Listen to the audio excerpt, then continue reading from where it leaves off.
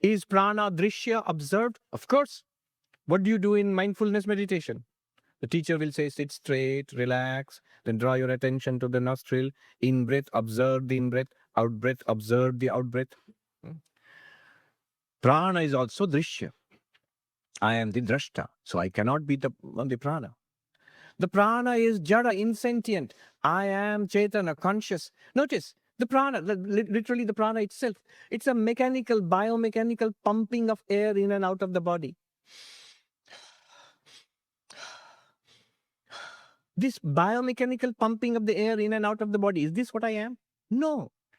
I am conscious of it. It is jada, it's an entirely material process, physical process. Tomorrow, if the body begins to die, they'll put me on a ventilator and that process will go on. It is not me. So I am conscious, the prana is not conscious. I am drashta, the seer, the prana is the seen, drishya. I am the unchanging self, the prana is continuously changing, savikara, nirvikara. Therefore, I am not the prana. And actually, notice this. Make the prana into an object. That. How do you make something into an object? You designate it as this or that. This breath. I am distinct from this breath. Turn your attention inwards. We are counting 1, 2, 3, 4 like that. We're going neti neti. Inwards. What's inwards to the prana? More subtle than the prana. Anyo antaratma manomayaha, mind. Mind. Thoughts, ideas, memories, desires, projects in life, things to be done, anxieties, feelings, emotions. This bundle. And here we say, most of us will stop here. We will say, yeah, I am that. That's what we think we are. We think we are minds embodied in this body. Embodied minds, otherwise known as person. I am a person. A personality, a persona. Although the original meaning of persona is mask. The Greek roots are lie in mask. Actors used to hold masks and shout their lines through that. Sona means sound. Shouting their lines through the hole in the mask. Anyway, but we think we are persons. What's a person? Body, prana, of course, and mind. A living body with a mind in it. That's a person. But again, apply those things. The mind changes. Oh, why does it change? Changes a lot, all the time, from morning till evening. How much the mind changes every day and throughout our lives. Imagine our minds when we were little kids. They'll be like alien minds to us. I thought that. I felt that. If we don't get a lollipop, that's the end of the world. If my mom says no to me for some childish desire, cataclysm. And I won't think twice about bringing the whole house down, screaming and crying.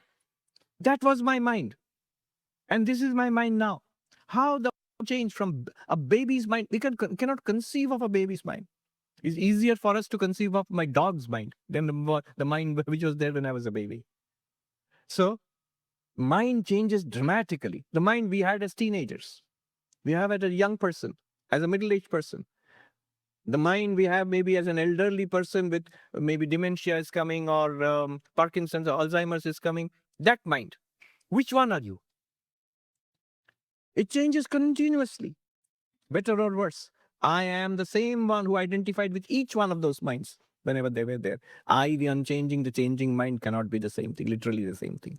I am not my thoughts. You are not your thoughts. It's a very freeing thing to think about. Then the mind is also drishya. We are aware of our thoughts. You can notice, introspect, you can watch your thoughts. The mind appears to us. Thoughts, feelings, emotions, memories, all of them come and go. I am that one who is aware of those. I am the drashta, mind is drishya. And more stunning, radical is the claim, you are conscious. The mind by itself is not conscious. You are Chaitana. The mind is jada. Notice. How will you notice? Think a thought. I say like simplest thought, A, B, C, D, or 1, 2, 3, 4. Think that. So just think right now, 1, 2, 3, 4. Notice it. It is just like, it is mental talk basically. Those are words we are repeating to ourselves internally. Those words have no consciousness. They are not aware of them. 1, 2, 3, 4 is not aware of itself. 1, 2, 3, 4 is not aware of other thoughts. 1, 2, 3, 4 is not aware of me who is thinking 1, 2, 3, 4.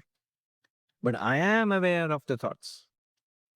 I am aware of myself. I am conscious. Thoughts are not conscious. A mind seems conscious. This is one of the big distinctions which modern consciousness studies has not yet understood. When you say consciousness studies today, they mean study of the mind. Mind and consciousness together, a bundle. But Vedanta makes a clear distinction. We turn away not only from the body, from the prana, but from the mind also. Then go deeper. I am not even the mind because I am unchanging. The mind is ever changing, fast changing. I am the witness. The mind is the witnessed. I am conscious. The mind by itself is not conscious. Relax. What are you then? The self. We're turning inwards, the camera inwards.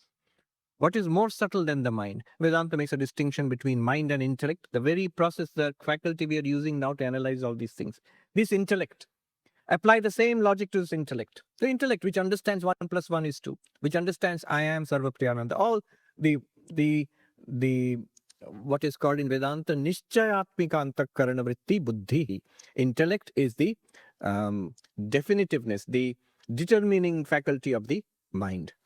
Basically, the which generates knowledge, certainty. It's part of the mind only. Same logic will apply here. Same analysis. Intellect is ever changing. Our ideas change. Our knowledge changes. Intellect is an object. We are the drashta. We are the seer. The intellect is seen. Don't you experience? I don't get it. Then suddenly I get it. It shifted. And I am the one who experienced both. And intellect also is jada. It is not conscious. I am conscious of my intellectual processes. This is where I bring in AI. This is one more arrow in my quiver, which I use to prove that consciousness and intellect are different. You can have an artificial intellect now. That is what is artificial intelligence, literally. And that, as far as we know, is not conscious. You can have intelligence without consciousness. So, consciousness and intelligence are not literally the same thing. So, I am not the intellect either. Then what am I? Turn inwards further. We are counting 1, 2, 3, 4 like that. Then go to the Anandamaya, the causal level. How do you go there? That experience is when we shut out the world. The world is shut out. We've turned away from the world. The body, you forget the body. No attention on the body. The body is, imagine the body is not there. Then the breath, silence or steady rhythmic breath. Don't stop breathing. Bad idea. Then the mind. I'm not even the mind. Turned away from that. No mind. Intellect also has stopped. Mind has stopped. No experience of the external world. I'm not using the senses. No feeling in the body. Just blank, like deep sleep. Nothing at all. Zero. Even the idea that I'm in deep sleep, let it go. That's also in the mind. That blankness. Am I that blankness? No. Deep sleep also comes and goes. Silence of the mind, the stillness of the mind in meditation also comes and goes. Not only that, that's also experienced. So you are the drashta of the silence of the mind also. You're the drashta of the deep sleep state also. Lots and lots of very intricate arguments are there at this stage between Vedanta and other schools.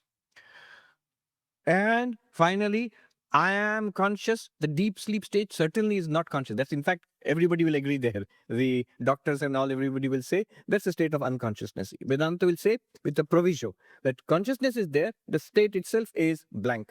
It is not conscious by itself. So I am that blankness of the deep sleep experience also. At this point, we stop. From utter blankness, where will you proceed further? We have been turning inwards and inwards, going deeper and deeper into our own experience. Come to that utter blankness. Where will you proceed? Who will proceed? Because you'll say, Swami, you have told me to shut down the mind and the intellect and the senses. There is nobody to think or proceed or do any analysis or Vedanta also. Everything is stopped. Where am I then? 10th person is not found. Must have drowned. Now, the body is not me. The prana is not me, including the senses. The mind is not me. The intellect and the ego. Ego is also not me. Then nothing is also not me. Then what?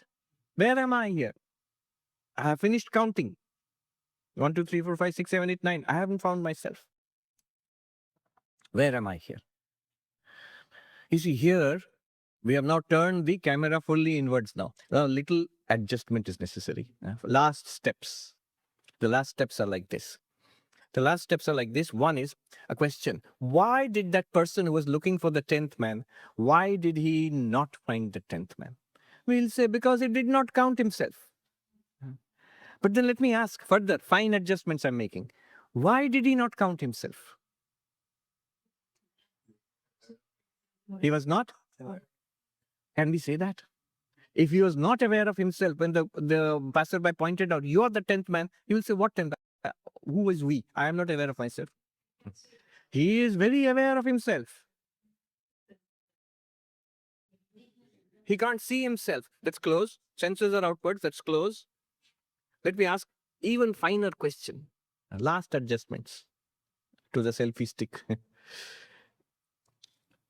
Where did he expect to find the 10th man?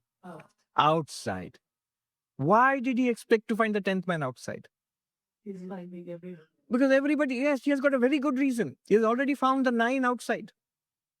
And so he expects 1, 2, 3, 4, 5, 6, 7, 8, 9. The 10th fellow should be there. Why? Because 9 fellows are there. All that we are used to experiencing all our lives are objects. Form with the eyes, object, sound, object, smell, object, taste, object, touch, object, thought, object, memory, object, desire, object, suffering, object, pleasure, object, idea, object, Vedantic teachings, objects. All are objects. Remove all objects, nothing, object. Now, I will ask you a question.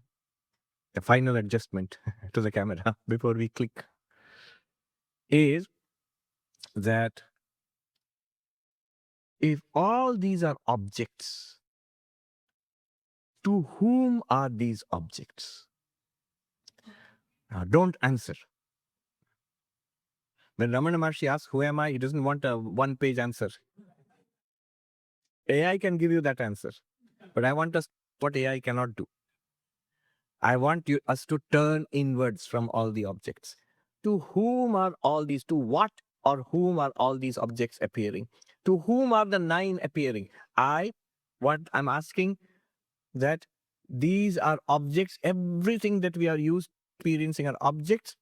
Now, to whom are they appearing? To answer this question, take the attention inwards and inwards in this manner from the physical body. Notice. Then withdraw from there to the breath. Withdraw means withdraw attention from there. Breathe in and breathe out. This breath. Even this is this object, not me.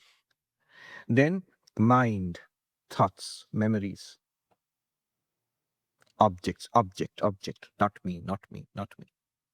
Even this intellect I'm using now, this analytical mechanism I'm using now, it's an object, not me. Now dismiss everything. No world, no, I do not see anything, hear anything, taste anything, touch anything. I have no body. All mind, all thoughts are shut down, including Vedantic thoughts. Everything is shut down. Even the sense of I also is gone. Just utter blankness. That too I am not. To whom are body, prana, mind, intellect, and nothingness, blankness. All of them are appearing to what? Notice the body, notice the prana, notice the mind, notice the intellect, notice blankness, or at least conceive of blankness. Then drop that blankness. What remains? Here is the caution. Do not try to grasp what remains. If you try to grasp what remains, you'll be like that person counting and not finding the 10th one and saying, there's no 10th one. Don't try to grasp the 10th person, the Atman, the self. Rather, keep the attention on the physical, the pranic, the mental, the intellectual, whatever appears. Classify it under those. And if nothing appears, classify it as nothingness, blankness, causal, and know for sure I am none of them. Don't try to grasp what I am.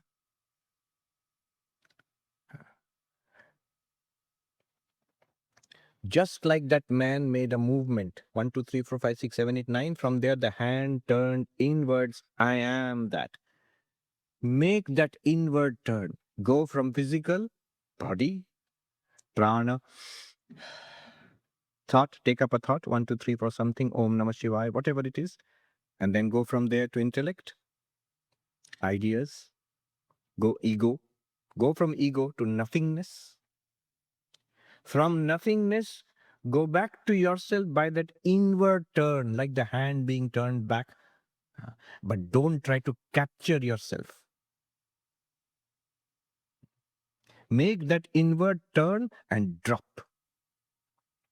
Just drop. That utter darkness, the last step of nothing. No world, no body, no sensory experience, no thought, neutral feelings, no ego, utter darkness, just like complete deep sleep. Then drop the deep sleep.